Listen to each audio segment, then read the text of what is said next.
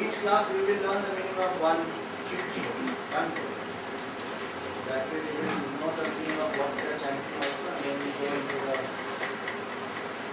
study part of it.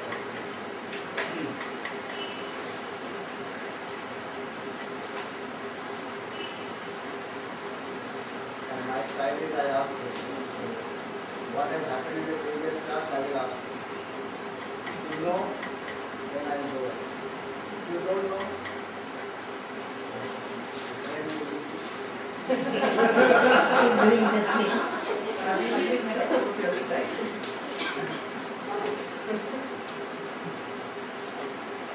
You know, Tapor Maharaj, when Gurudev went to Swami Shivanandaji sent Gurudev to meet Swami Tapor Maharaj. He is Swami Tapor Maharaj. He is the Shiksha Guru of Swami Shivanandaji. So he used to live in Uttarakhand. And Divine Life Society where Swami Shivanandaji was. Swami Shivanandaji gave Diksha to Swami Shivanandaji.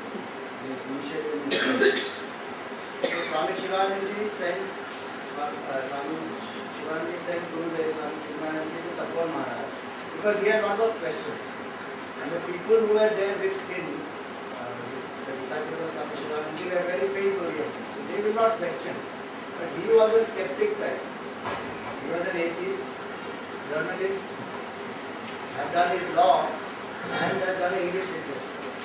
So very, very skeptic. And he went to the Himalayas to expose the sadhus because he thought the sadhus are all, in his words, they are social parasites and they are the leech among the society. They do nothing productive and simply they are adored, so much in this country for no reason. So he thought, and he said that, he went to the Himalayas to expose the bluff of the sadhus. And what these people are bluffing, they are simply talking anything. So when he went there and he saw the lifestyle of Swami Shivanandaji and then he saw the Vedantic knowledge, so scientific, logical, all that. But he had many, many questions. So then he was sent after some time to Tapor Maharaj. Saying, you go and meet him, he will answer all your questions. Not that Shivanandaji could not answer, but the people who were there with him, their faith was getting shaken up. So when he was sent there, he walked all the way from Rishikesh to Uttarakhand. If you go even by road, by travel, car or something, it will take you 8 hours. He walked up, took about 5-6 days to reach there. And when he reached there, Tapor Maharaj said, what is the proof that Swami Shivananda has sent you? Go and get a letter from him. So again he went down. Got the letter. When he got the letter, you know what Tapor Maharaj told him? I will teach you only once. And if I ask you a question and you don't know, you will have to leave. I can't teach you after that. Just imagine. What will you and I do? It's okay, I will leave now. I don't want to. Because he was such a strict disciplinarian, Tapor Maharaj. Once he will teach, and if I ask you any other time about it, you must know. So this was the condition Tapor Maharaj laid. And what Gurudev used to do, he will not allow Tapor Maharaj to proceed from a topic till he doesn't understand. So he will keep asking questions again and again and again till that topic is not thoroughly understood by him. And that is how he studied, and that's how he digested the knowledge of Vedanta. So he always used to say that question. Don't take it for granted just because I am saying. Think for yourself, you question and you come to your own conclusion. Okay, so let's start. See your prayers. We start with that.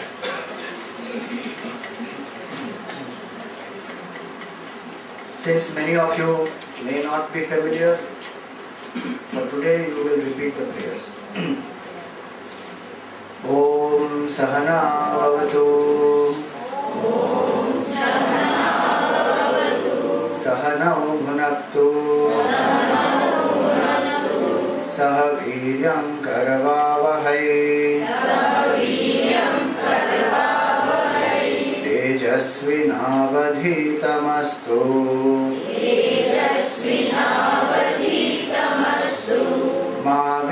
Vidvishavahai. Om Shanti Shanti Shanti.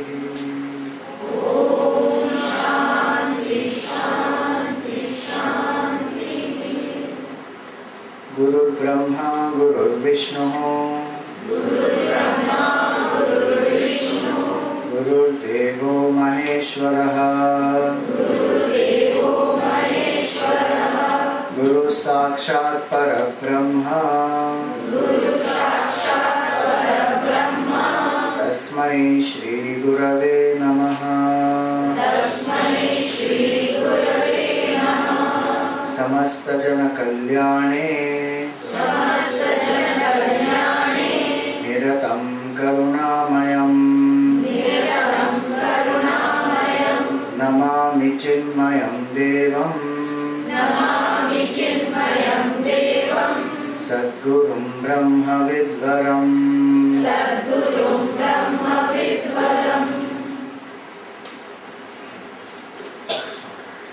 So what we did is called as an invocation prayer. So the purpose of doing the invocation prayer is, we come from different backgrounds, we come having done different things. Our mind must become quiet, our mind must become focused. So when we do the prayer, our mind becomes silent, and a silent mind receives knowledge, absorbs the knowledge. So the idea of the prayer, that's why we close our eyes, we chant, so that let the senses, let the mind, everything become focused. It is called as invocation because you invoke the higher which is already in you. It is not that you are praying to some outside force. The Lord is in our own heart, peace is in our own heart, happiness is in our own heart, love is in our own heart. So that's why it is an invocation, that you are invoking that divine within you. So the meaning of the first prayer. Sahana Vavatu. Saha means the Lord.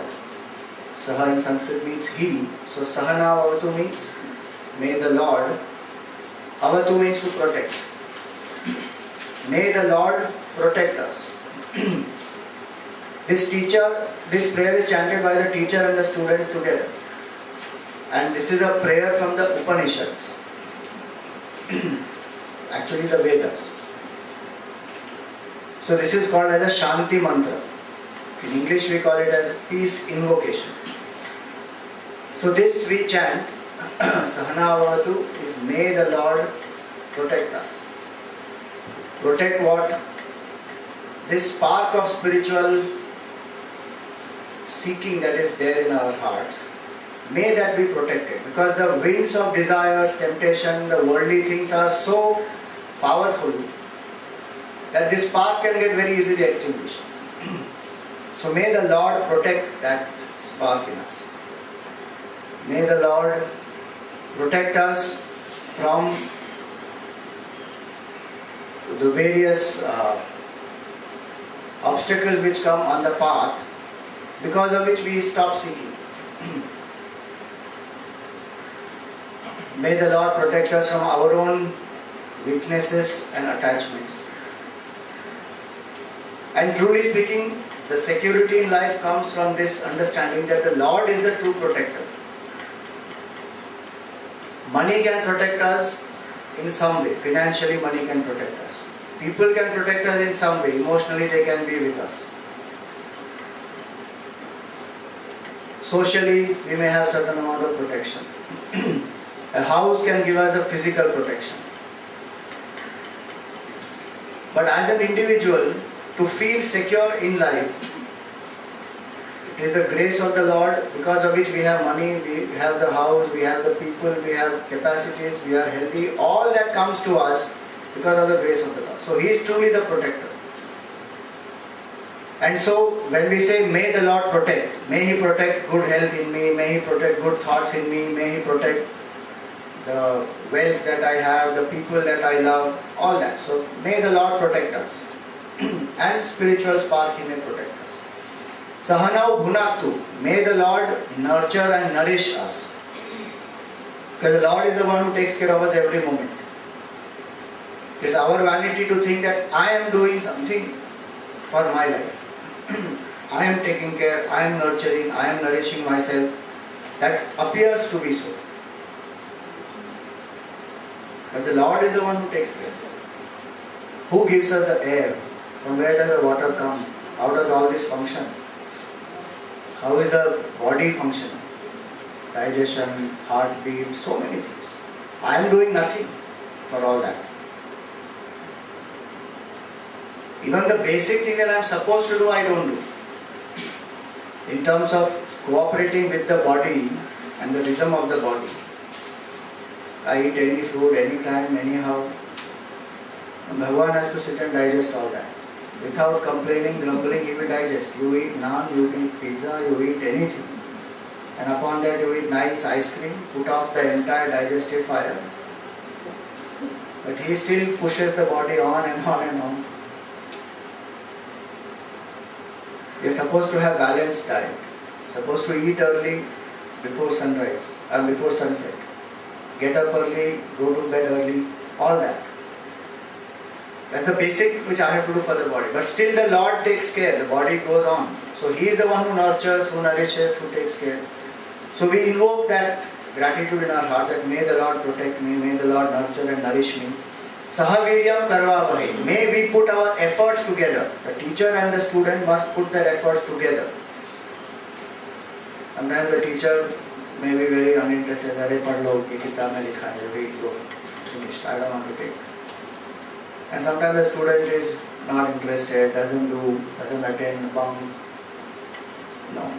May both put efforts, and especially in the spiritual path, this is not an informative knowledge. This is the knowledge which will transform. So both have to put their efforts. The teacher has to put efforts with compassion, and Gurudev used to say that even if the student asks the same question for the 1,000th time, you have to answer it with the same compassion as you answered it for the first time. If you have become a teacher, if you have taught, then you will understand. Patience is required. In spiritual path, more required, because what you are trying to know is you can't see, hear, taste, smell, touch. You can't think about it. You can't feel it. It is something which is beyond body, mind, and intellect. So how will the student ever grasp? He will go again and again ask. They may even doubt that there is nothing like that. There is no God, there is no truth, there is no reality. With extreme patience one has to deal with it. So sahaviryam karvavahi. May we put our efforts together. Tejasvina vadhitam astu. This is a very nice line. May my knowledge be tejasvi or bright. Adhitam means what I have studied.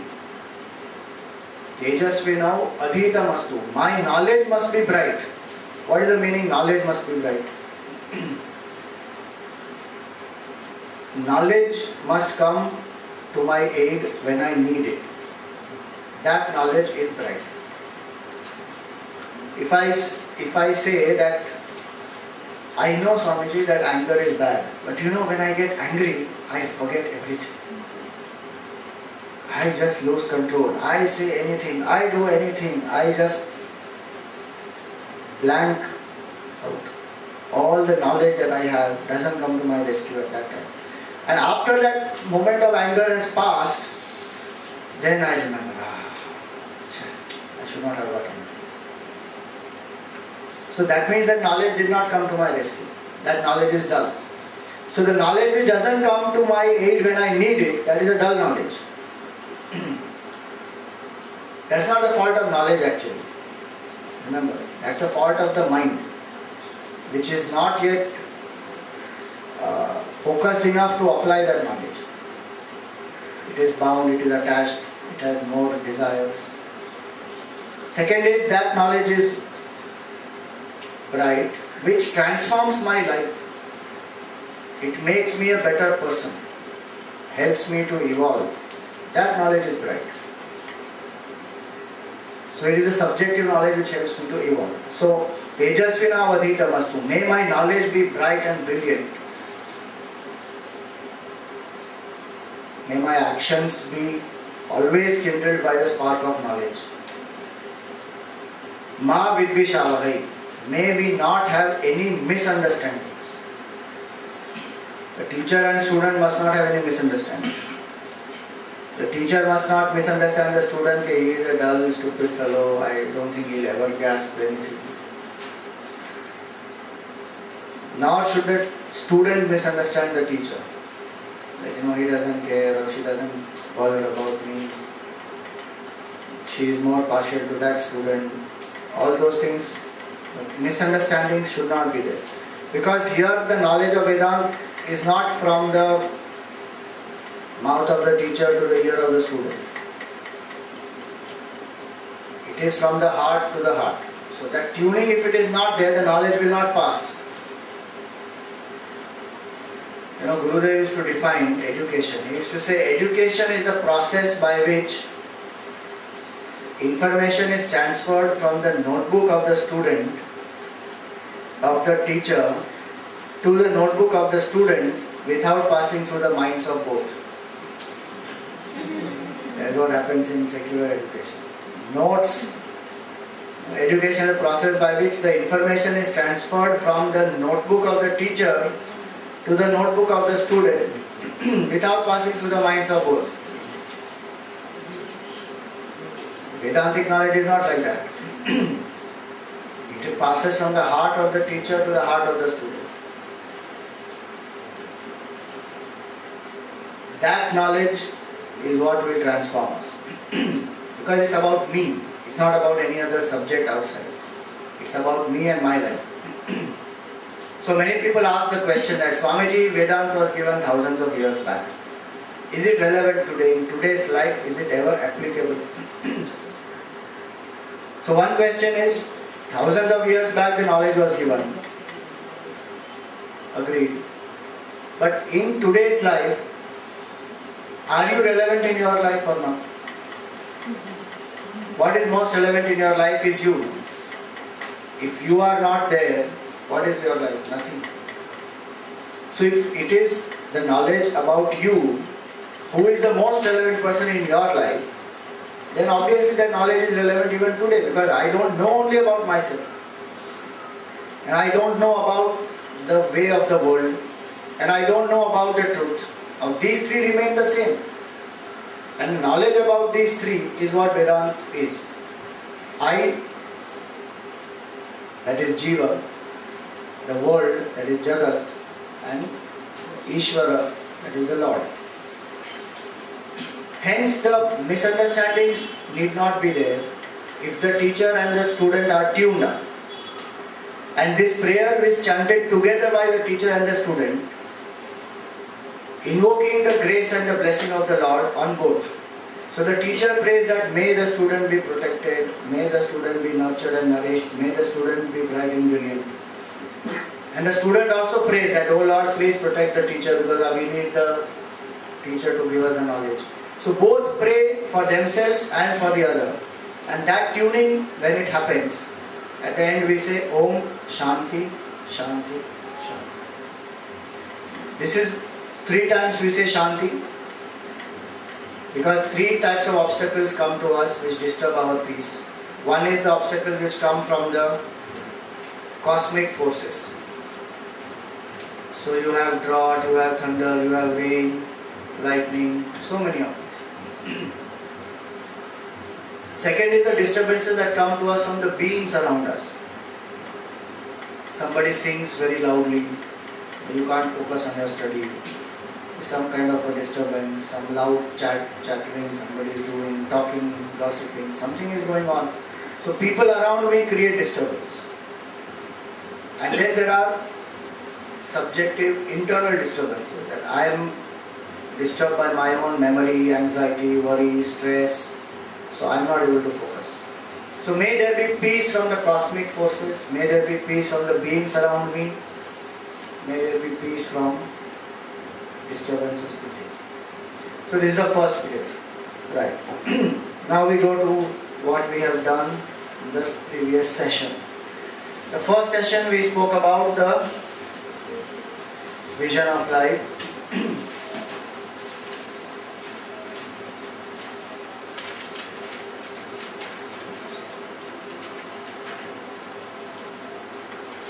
So 2 aspects of life we had begun with. Which are those 2 aspects? Face life. Make life. Very good. So one is face life, other is make life. So permanent marker.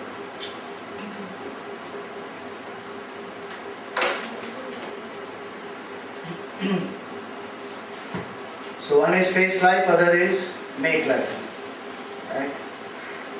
And in both these we don't have a choice, no? We have a choice. In the second one. In face life we have no choice. That we have to face. And in make life we have a choice.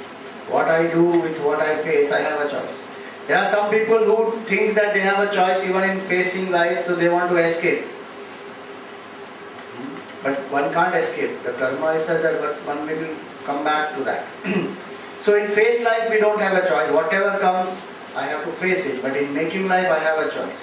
And that choice depends on My knowledge. choice depends on the knowledge. Right. So, can you come and draw the cycle of knowledge?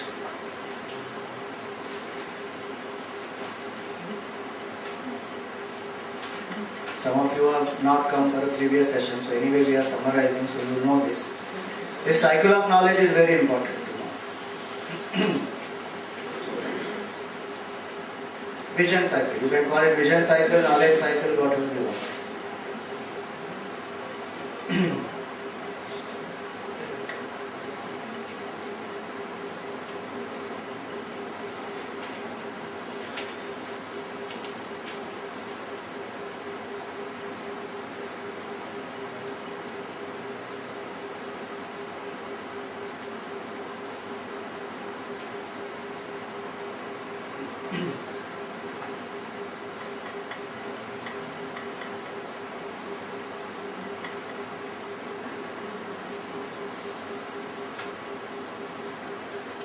Very good. Give her a big hand, please.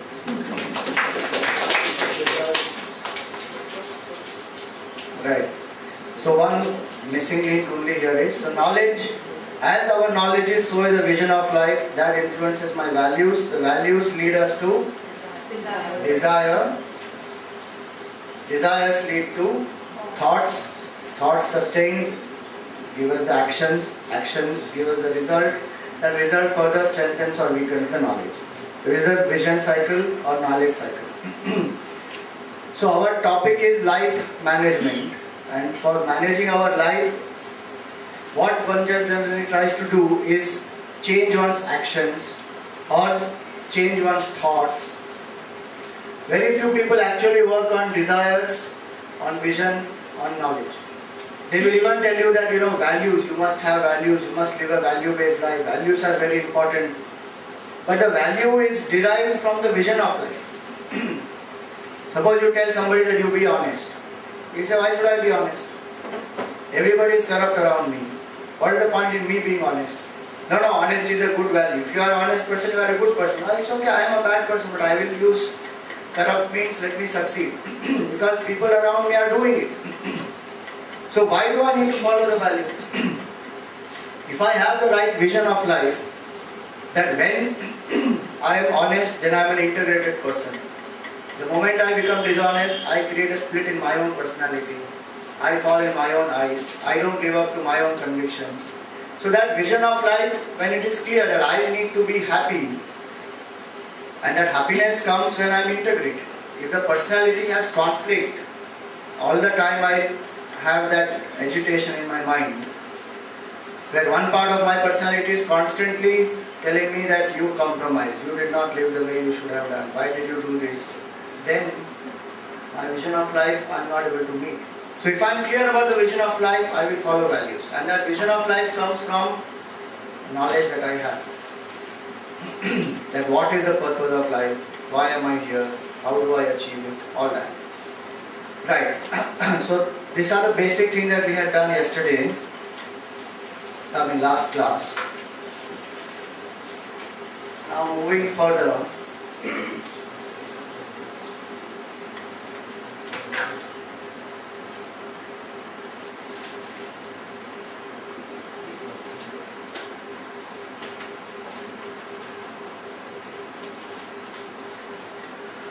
What do these three words mean to us? Exist, survive and grow.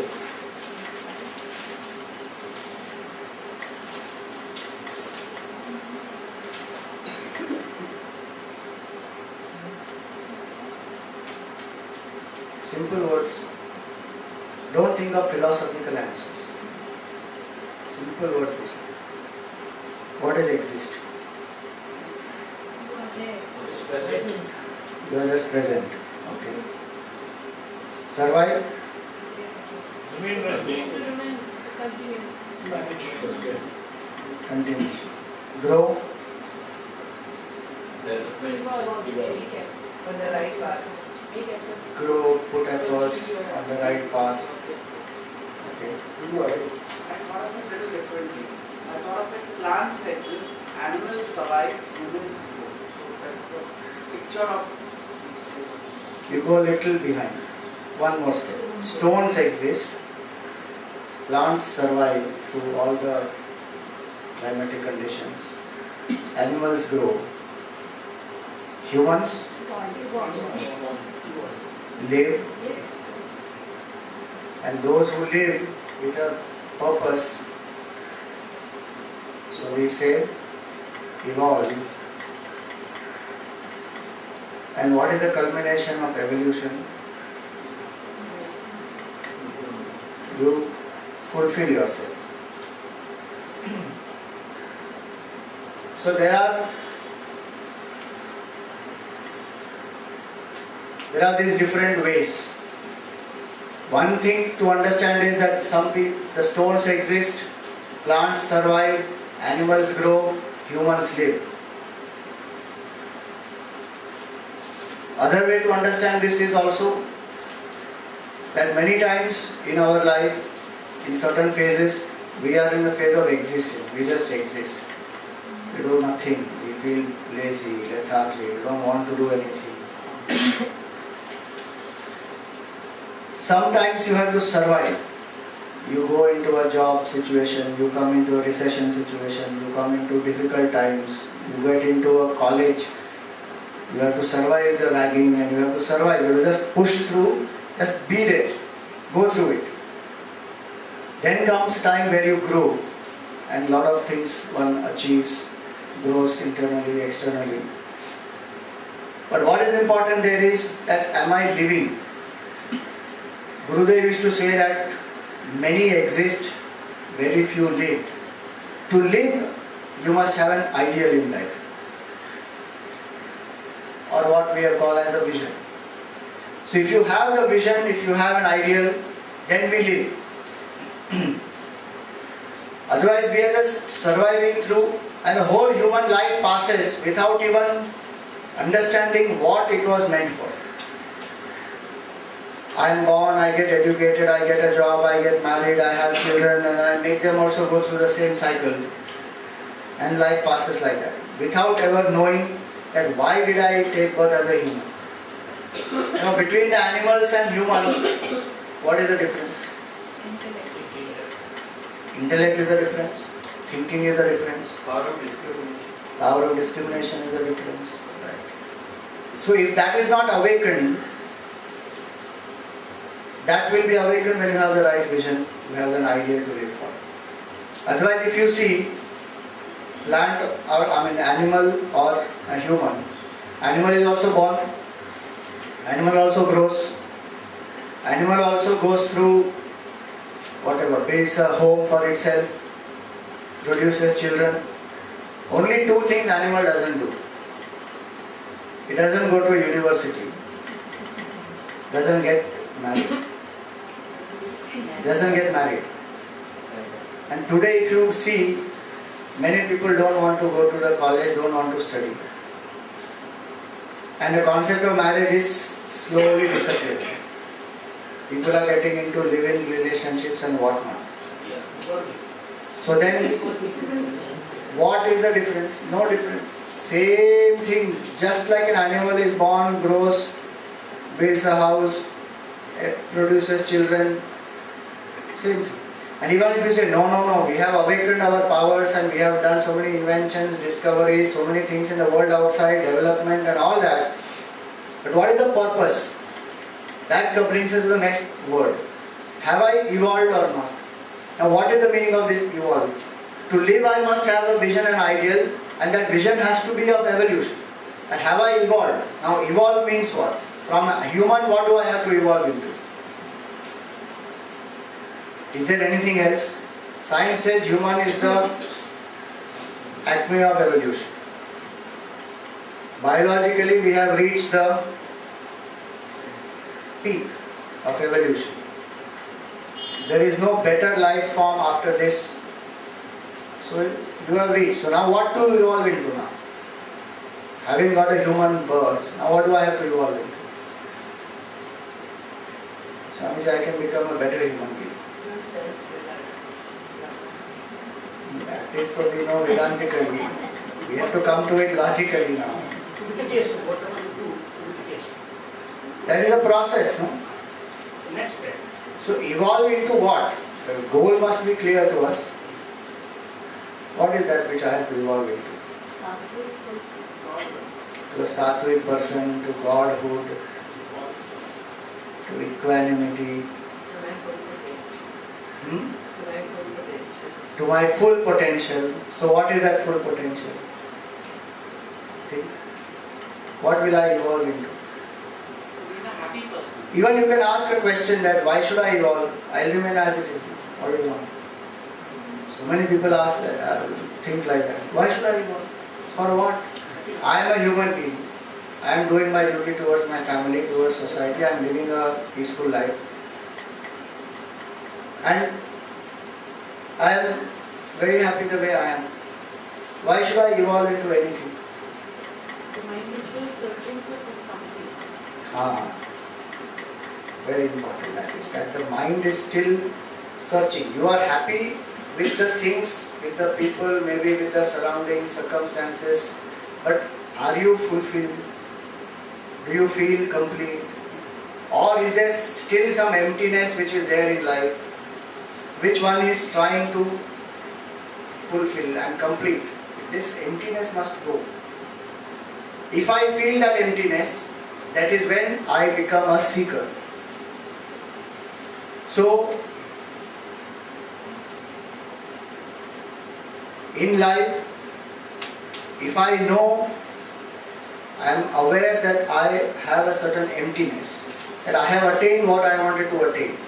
I wanted to study and pass with a certain percentage. I did that. I got a job. I wanted in particular place, in a particular good company. I got all that. I got money. I got promotion. Whatever I wanted, I got. Some things I did not get. But the net result is, do I feel fulfilled? Yes, I have lived very well and I don't need anything more.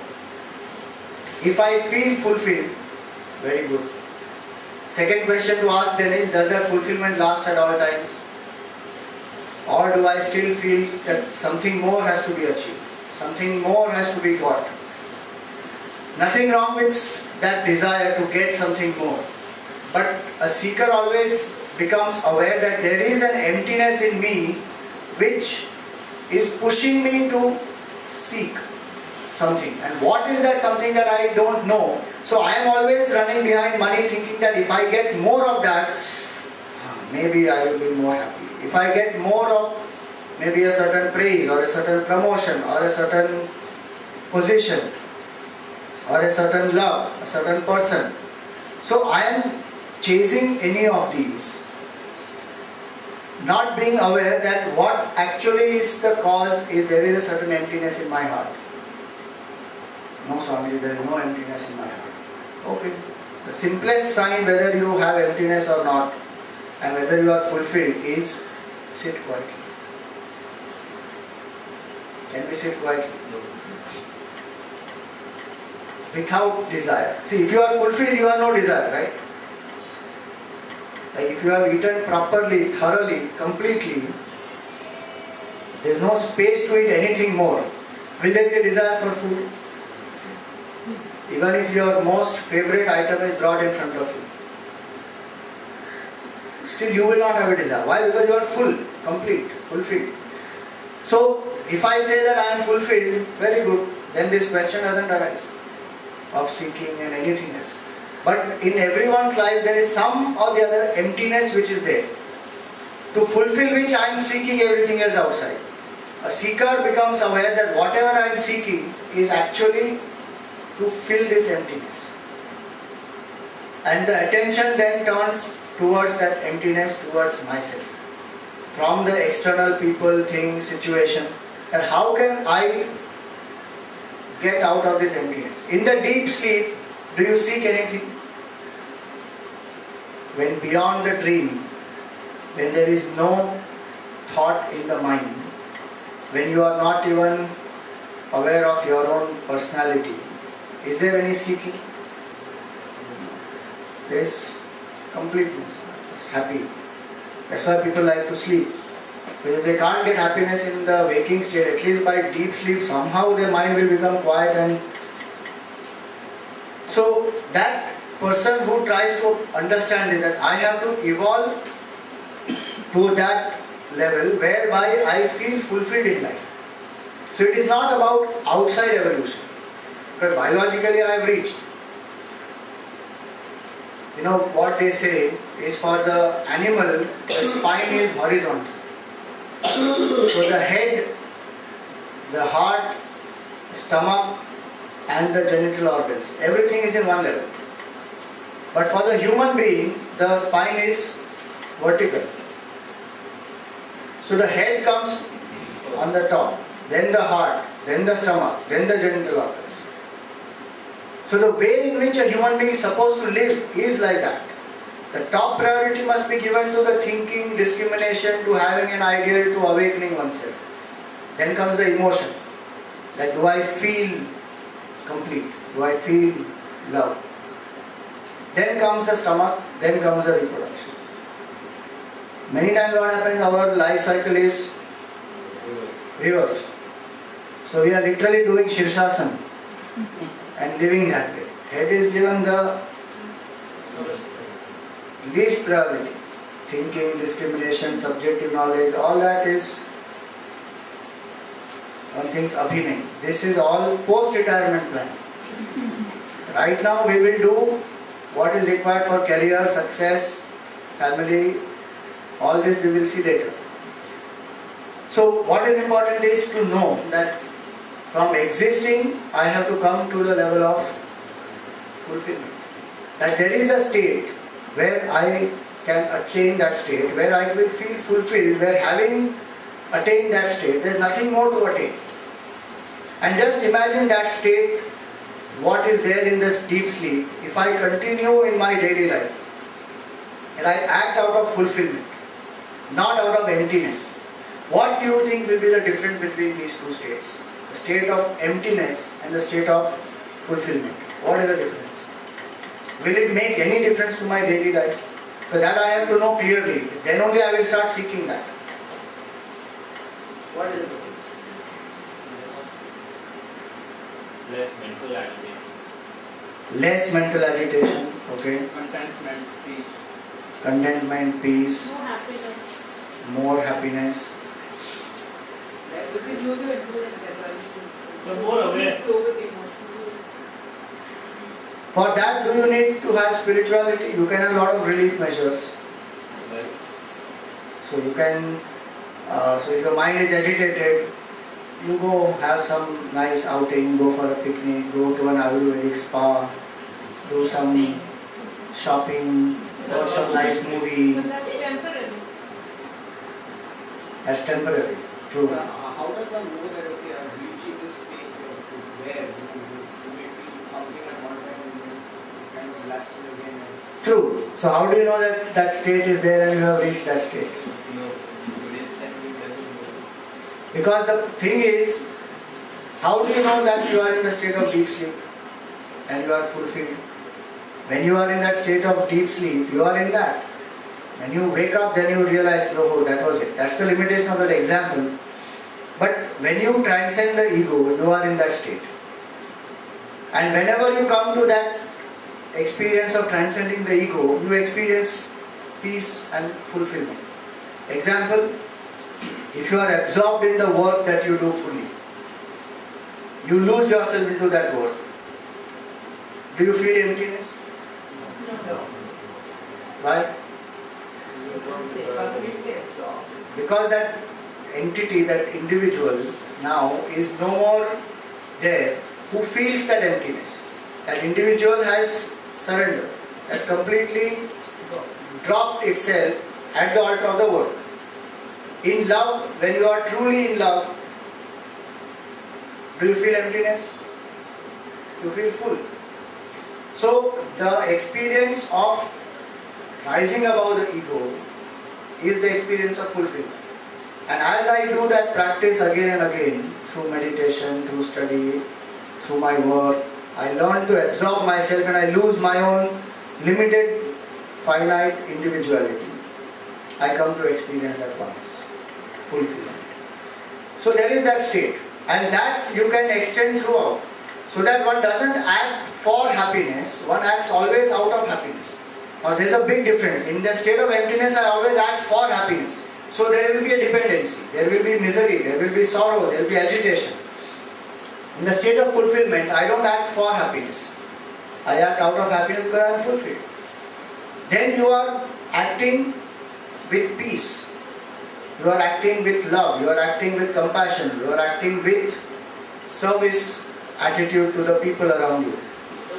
Because, without worship. So you feel so good because you are fulfilled. It's like when you have transcended the toys of the childhood. Even if you go and play with those toys again with the child, that kind of craving for the toys is not there, which is there still in the mind of a child.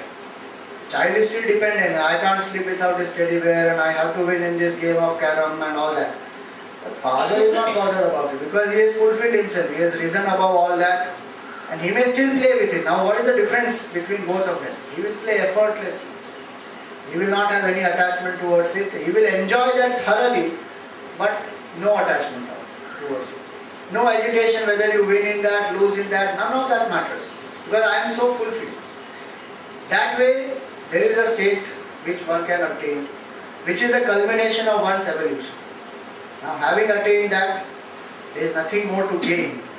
And there is no more any sorrow, there is no more any misery. You have transcended all that.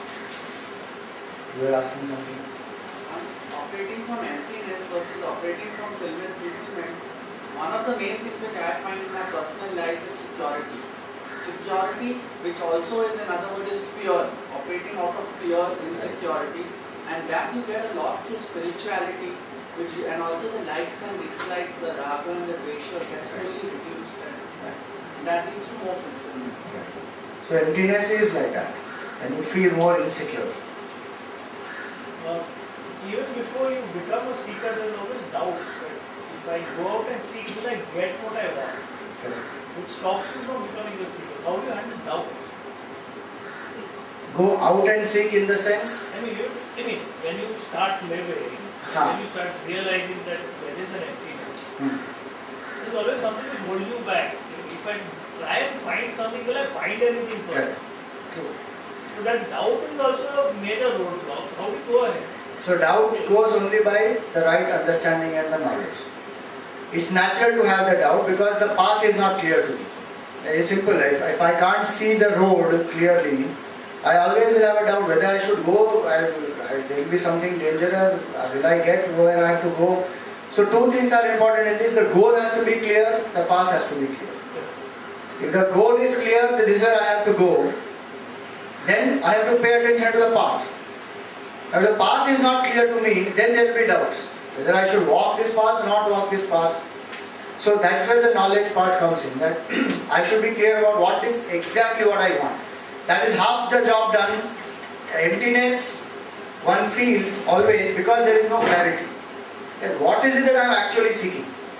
So I always feel I am seeking something outside. So if my clarity is that no, what I am seeking is the state of permanent happiness, or whatever you want to call it as, the state of truth or the state of love or the state of dissolution of ego or freedom, these are words. But I must have clear understanding about that. This is what I seek. And the simplest is the state of happiness, because everybody understands that. And happiness not now, not tomorrow, But happiness at all times is what I want. So what we say is, what I really seek is permanent happiness. In Vedanta, these are the two motivations which are given to us, that any being acts only because of these two reasons. One is permanent happiness, which we call as Paramananda Prapti.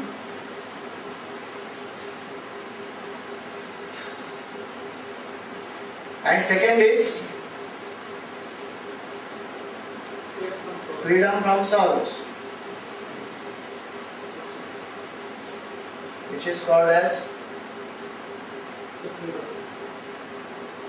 freedom from sorrows forever. That is important, not a relief measure, please remember. So it is called Atyantika Dukkha Nivritti.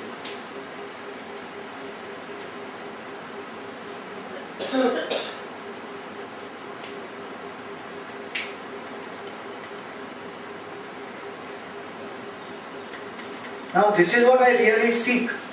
If this goal is clear to me, then comes the path. So I always ask these three questions. What do I really want? Now where do I get it? And how do I get it? Simple three questions, fundamental questions of life. But these questions are what will give us the clarity. So think about it and come. And what do I really want? Right now we have discussed that question. But ask yourself, is this what I really want? This should not be a theoretical question and answer. That what do we want? We want Paramananda. No. I have to be feeling that. And do I really want Paramananda? And you have to be true to yourself. Don't say that, I have to. If I say that I want money, then that is, I am not being spiritual. You write what you really want. What your heart says, what you really want, you write that. You want money, you want love, you want fame, you want approval, you want whatever you want, you write. Then the next step will be, do I really want this? That analysis is what we will do in the next class. Do I really want this? Do I want money for the sake of money? Or do I want money for something else? That analysis one has to do that. Why do I want? When I say what do I really want, I list down what my heart says, not what my head knows that it is supposed to achieve. There is no point there. Real spiritual evolution will happen when I am very true to what I really want and I write that down. And there is nothing hypocritical about it. Spirituality doesn't exclude anything. Please remember. It is not that if you seek money you are not spiritual. If you seek fame you are not spiritual. And spirituality means you have to drop all these. It's not one experience. Definitely you can put, that's why I said so many. You can write anything, name, money, power, position, love, promotion, anything. You write whatever you want. It can be 4, 5, 10, 20 things. Doesn't matter. But that's what your heart really wants. Then you go deeper into analysis of that. Do I really want money for the sake of money? Do I really want job for the sake of job? Do I want this person for the sake of the person? And question.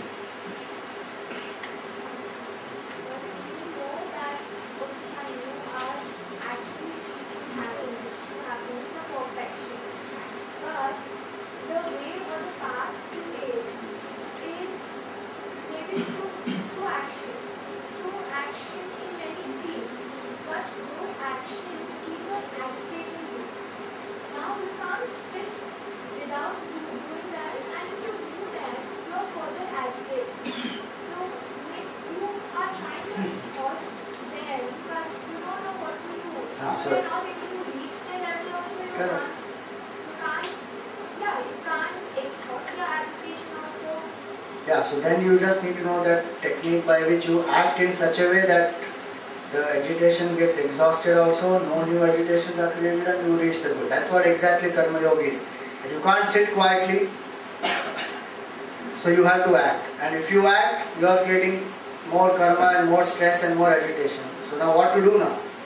That's what Karma Yoga will tell us about. You can act in such a way that you can be free from the agitation and prepare yourself to achieve that perfection. So it becomes a stepping stone.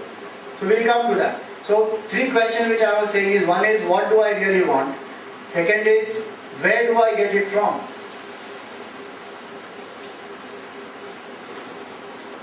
And third is how do I get it? If these 3 questions I become clear about, I transform into a seeker.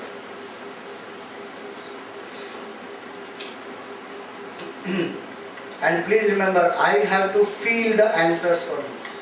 I am again and again saying that. Because many people becomes intellectual seekers, but their heart remains somewhere else.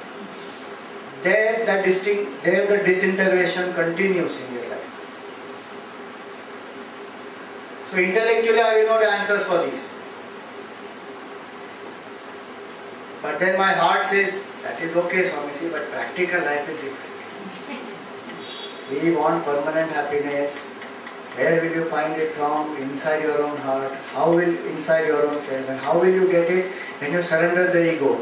This is okay, but right now I want money. Where will you get it from? Job. How will you get it? Through any means that I apply. The more money I see, the more happiness I feel. And the more the money remains in the bank, very good. So the dichotomy remains. Why? Because I don't feel that what I really need is this. And where do I get it? From inside. Am I really convinced that it is inside? That conviction has to come.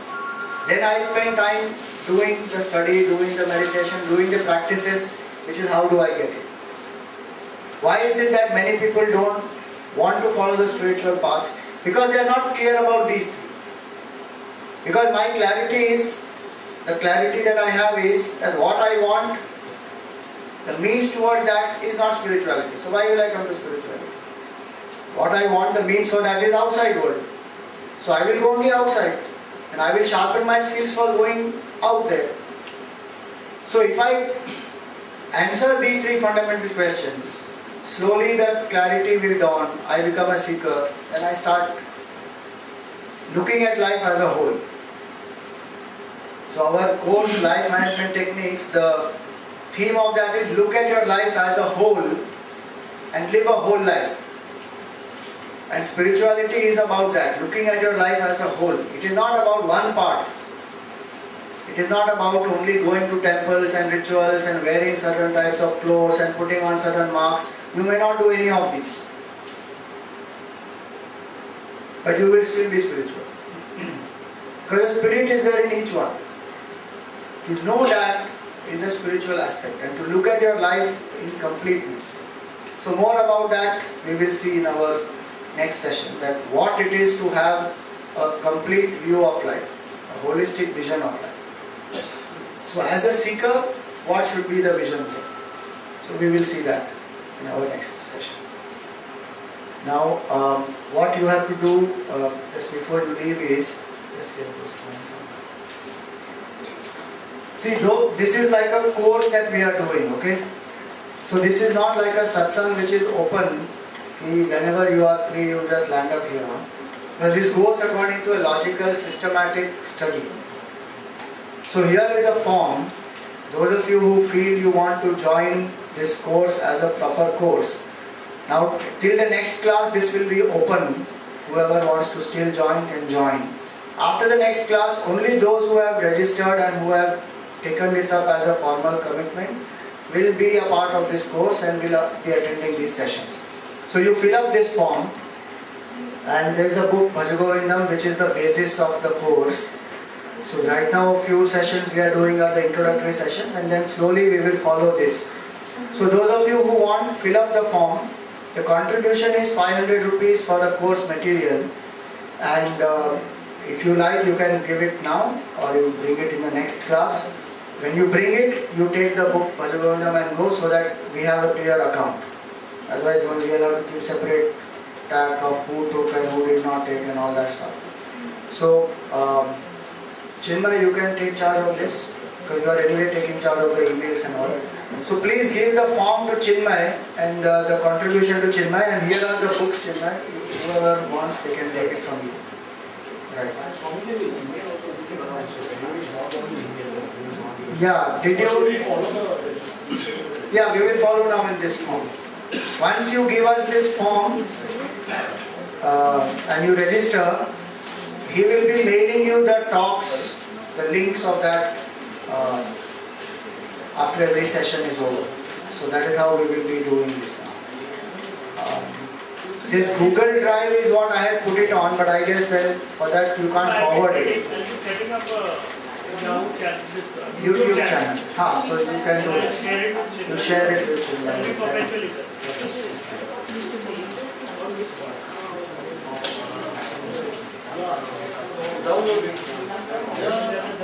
Sanjay ji and Barkha, आपका दोनों का email has bounced back to what he said. So just connect, get your email ID correct.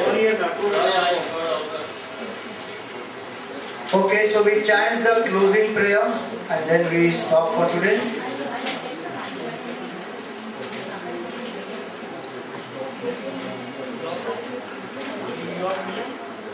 Hari Om.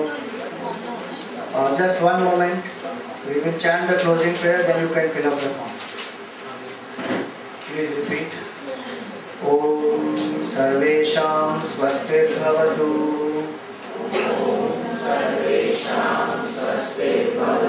Sarvesham Shantir Bhavatu. Sarvesham Purnam Bhavatu. Sarvesham Mangalam Bhavatu. Sarve Bhavantu Sukhinah. Sarve Santu Niramayah. Sarve Bhadrani Pashyantu. Ma kaschit dukkha bhag bhavet. Om asato ma sadgamaya. Tamaso ma jyotirgamaya. Mrityorma amritam gamaya. Om Purnamada Purnamidam Purnat Purnamudachyate Purnasya Purnamadaya Purnameva Vashishyate Om Shanti Shanti Shanti.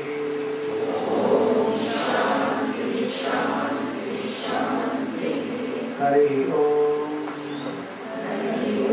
Shri Guru Bhyo